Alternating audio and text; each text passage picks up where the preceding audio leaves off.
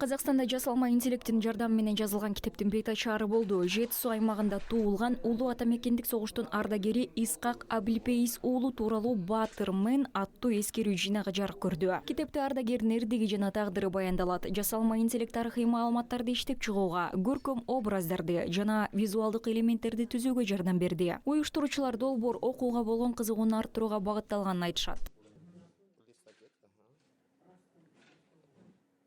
Қазір жастарды білесіздер, көбісі кітап оқымайды. Жастардың тілінде осындай жасалды. Азыркы жаштар көбүнчө китеп окубайт. Максатыбыз жаштардын тилинде заманбап жасалма интеллект аркылуу жеткирүү. Албетте, жасалма интеллект болгондон кийин кичинекей көйгөйлөр пайда болот. Адам эмес болгондон кийин жөнөкөй нерсе эмес. Бизге жардам берип жаткан кыргызстандык боордошторубуз да бар. Мисалы бір қазақша внешне шығара алмай қаламыз.